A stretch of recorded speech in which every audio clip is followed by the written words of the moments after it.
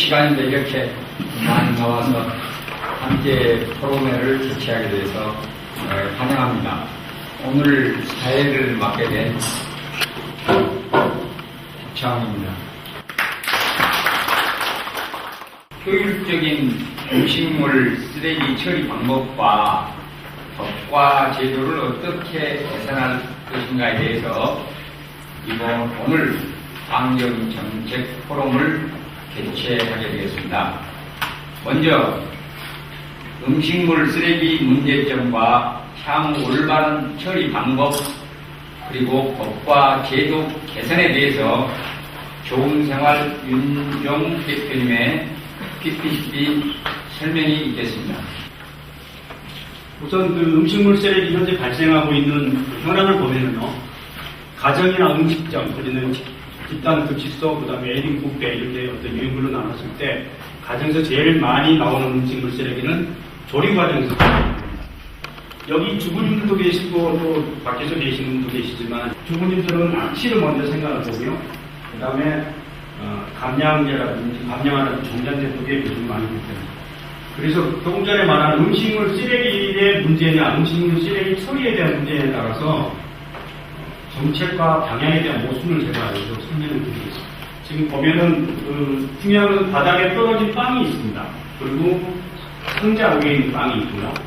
예를 들어서 바닥에 떨어진 빵을 가지고 접근했다고 그런다면 잘 털어서 올려놓는 거나 쓰레기통에 버린 것과 일단 맞을 수가 있습니다. 그래서 제가 조금 전에 말씀드렸던 음식물 쓰레기를 나오지 않게 하는 정책과 음식물 쓰레기를 어떻게 처리할 까 그 정책에 대한 부분은 굉장히 잘못된 거라는 얘기죠. 중요한 것은 여러분이 계시지만 음식물 쓰레기는 나와서는 안 되는 거라는 걸 제가 말씀드리고자 하는 겁니다. 자, 아까 말씀드렸던 음식물 쓰레기를 어떻게 처리할 것인가 하는 정책의 방향들이 이렇게 나왔습니다. 조금 전에 그 비디오를 보셨듯이 자원, 동영상 보셨죠? 자원이라고 생각하면 그걸 활용하는 방법을 찾을 거고 그 활용하는 방법 중에는 수거해서 운반한 다음에 그래서 사료를 만들 것이냐 폐비를 만들 것이냐 바이오가스를 만들 것이냐 하는 것을 방법을 선택하게 되죠. 그러면 만들어진 결과가 아닌 만들어진 원인의 중심을 두고 한번 정책을 방향을 마련하고 어떤 대책을 마련해 보면 지금 그림에서 달라진 점은 뭐냐 그러면은 바닥에 떨어진 빵이 없죠. 그럼 그 바닥에 떨어진 빵을 가지고 어떻게 할 것인가 하는 방법은 나올 수가 없다는 얘기죠. 그러면 전에 말씀드렸던 털어서 올려놓는 거나 버린 것을 있을 필요도 없고 잘못된 방법을 하는 거죠. 두 번째, 음식물 쓰레기가 발생 원에서 처리해야 됩니다. 아까 말씀드린 가정에서 나오는 발생 원에서 어떻게 식당에서 처리를 해야지 이걸 가지고 밖에 내놓고 수거해서 운반하는 과정 이후로 이루어지면 그 처리해야 될 그 과정이 있거든요. 음식물 쓰레기 하면 생각나는 단어가 아까는 굉장히 많았지 않습니까? 지금 보시면 몇 가지로 줄어들었죠? 3가지 정도밖에 안 나옵니다. 이것은 뭐냐 그러면 음식물 쓰레기의 문제의 접근입니다. 처리의 접근이 아닌 음식물 쓰레기. 그래서 발생원에서 없애고 발생하지 않고 발생원에서 소멸해버리면 유통 조리 과정 나온 그대로 어떤 자원을 할 수 있는 건 그대로 수거해서 폐비하고 사료하는 겁니다. 음식물 쓰레기에 대한 근본적인 해결 방법은 음식물 쓰레기랑 또 다른 사회적 환경 기술이라고 있습니다. 그러니까 음식물 쓰레기에 대해서 처리하는 방법을 찾는 게 아니라 음식물 쓰레기를 나오지 않게 그리고 그 나온 쓰레기는 가정에서 발생원에서 철저하게 소멸하고 없애버리는 것. 이게 음식물 문제 해결하는 근본적인 해결책이라고 생각합니다. 가장 간단하게 저희가 설명드리겠습니다. 두 번째로 음식물 처리, 쓰레기 처리의 현황하고 문제점에 대해서 우리 보울환경운동단체 황태규 대표님께서 발표가 있겠습니다. 반갑습니다. 저는 그 보울환경운동단체를 한 100여 년 같이 5년치 운영하고 있는데 알아보니까 수거를 하면은 유해가스 발생이 안 되고 연료화를 시키자니 연료화 식품에 대한 투자자로서 들어가고 가족 사료화를 시키자니 가족이 아까 말한 대로 병사가 돼서 오히려 되돌아가서도 안 좋고 또 테이블을 쓰자니 테이블을 만들면 토양, 오염이, 식물, 토끼, 고사료 그래서 이제 자기분에 의한 처리 방법을 제가 작년에 어떤 회사를 갔더니 미생물 하는데 그것도 또 비용이 많이 듭니다. 그래서 이제 저희 단체에서는 순수한 단체이기 때문에 오늘 그 토론을 통해서 전문가님들한테 어떻게 하면 향후 이 음식은 어떻게 나오는데 이 처리를 할 수 있을까? 그래서 이제 저는 그걸 이제 가장 문제점으로 생각하고 있는 질문을 드리려고 하는데 모두에 그 말씀하셨는데 조금 더 이따 추가해서 예. 우리 모두가 발생된 음식물을 하루에 몇 그램 정도 우리가 버리신지 아십니까? 저희가 2kg을 보통 가정에서 본다면 1kg 정도는 어느 가정이나 발생한다고 합니다. 그래서 이 음식물을 어떤 처리 방법으로 처리해야지만이 우리가 가장 합리적으로 쓸 수 있는가, 그래서 한번 고민해 보도록 하죠. 광주광역시에서 음식물에 대해서 신문에 이렇게 보도가 되어 있더라고요. 스티커 방식으로 음식물을 저울에 다릅니다.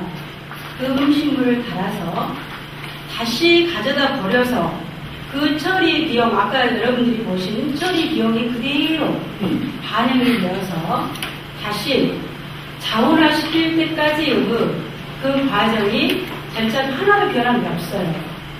과거처럼 우리가 디험에다가 버리는 시대가 아니고 이미 약을 쳐서 오염된 식품을 우리가 깎아서 먹지 않습니까? 그러면 어디로만 버려줘도 그래도 재활용이 된다는데 이거는 우리가 한 곳에 모아가지고 어떻게 돼요? 많이 분배된 상태로 아까 보셨죠? 동영상을 옮겨지는 상태라고 봅니다. 그러면 그것을 재활용했을 때 과연 동물들이 먹어서 또 토양에 뿌려서 염분이 있는 거 그런 것들이 재활용이 되겠냐 이것이죠. 그렇다 보면 가장 친환경적으로 해결할 방법이 뭐냐, 올바른 방법이 그것은 가정에서 주부들이 편리성과 위생성을 갖춘 어느 도구를 통해서 음식물이 밖에 나가지 않는다면 많은 주부들의 21세기의 편리성과 그리고 환경 문제가 동시에 해결되지 않을까 이런 것을 고민을 해봤습니다. 모 제품을 검토해본 결과 집에서 버리기만 하면 그게 완전 분해되어서 소비자는 편하고 음식물 쓰레기는 완전 해결을 할 수 있는 그런 방법 시스템이 나와 있다는 것을 알았습니다. 그래서 올바른 방법으로는 여러분들이 친환경적으로 접근하는 방법이 제가 생각하는 가장 옳다고 보고 있고요. 그리고 지금 하고 있는 방법도 좋은 방법일 수도 있지만 더 나은 방법으로는 자가 처리로 해서 모든 사람들이 편리성과 같이 그것을 공통적으로 했으면 하는 게 바람입니다. 이상입니다. 지금까지 그 처리하는 과정하고 앞으로 정부 정책 방향을 어떻게 할 것인가 하고 또 현재까지 법이 어떻게 진행되어 왔는지를 간단하게 말씀드리겠습니다. 그런데 처리 과정을 보게 되면요, 과정에서는 분쇄 건조해가지고 중간에 봉투에 넣어가지고 바깥에 버리게 되면 지금 정부 지자체에서 해수해 가는데 이걸 갖다가 소각 매립을 하고 있어요. 근데 우리 지자체에서 2005년도 소각 매립 금지법을 지금 현재 위반하고 있는 겁니다. 알고 있어요. 그래서 대책이 없습니다. 현재 처리 방법은 이 유기물, 음식물이 유기물입니다.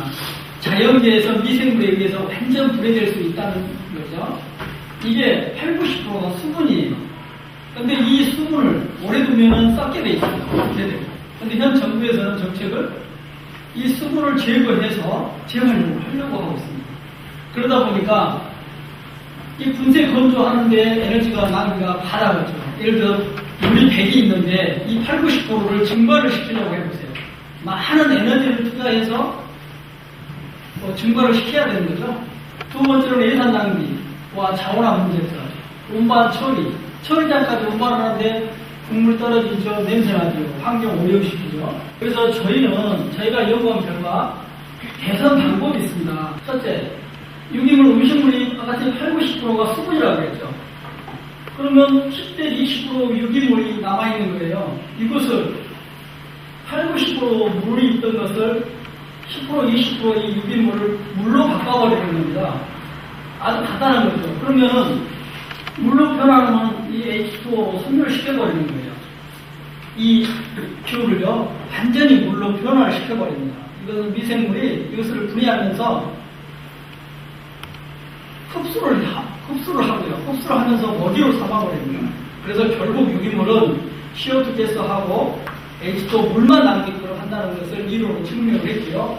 지금까지 정부의 정책을 감량정책에서 완전 가정에서 소멸할 정책을 할 수 있는 그런 제품이 학술적으로 증명이 됐고 또 그게 이제 발표가 되니까 이 기계야말로 정말 인류의 노벨상이 있다면 노벨 환경상을 받아야 할 제품이 이 광주에서 개발이 됐습니다. 그래서 이제 정부에서도 알고 있는 사항이 됐고요.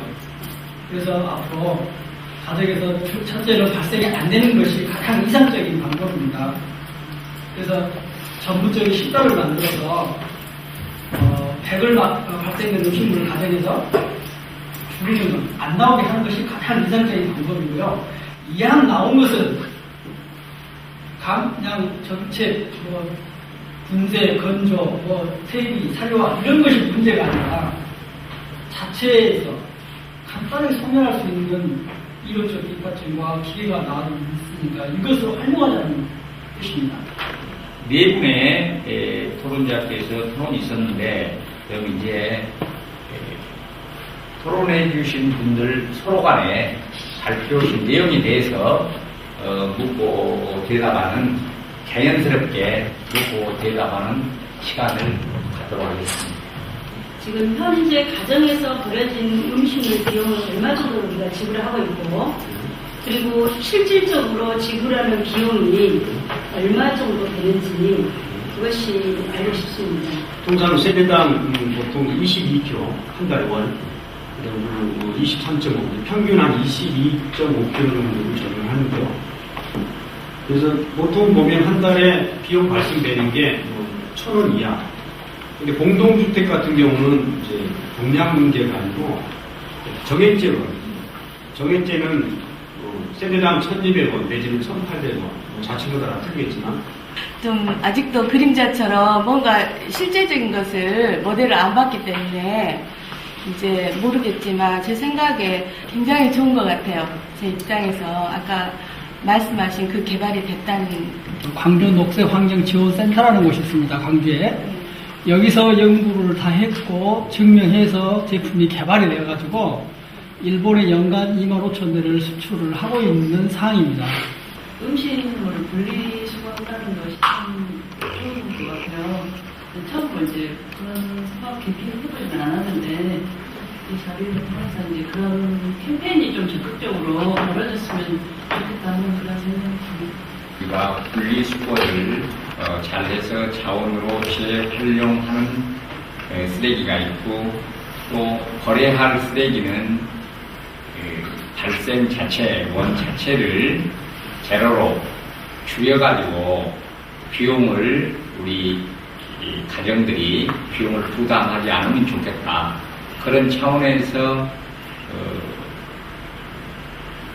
종량제가 실시됐지만 여기서 말씀드린 미생물 처리 방식에 의한 좋은 기계가 또 개발되었고 그럼 그 기계가 개발됐는데 가정에서 그걸 설치하려면은 첫째 비용이 많이 들잖아요. 그러면 일본의 사례를 신행순 사장님이 말씀하셨는데 국가에서 초기 설치할 때 보조금 우리 핸드폰 했을 때 보조금도 나왔었죠.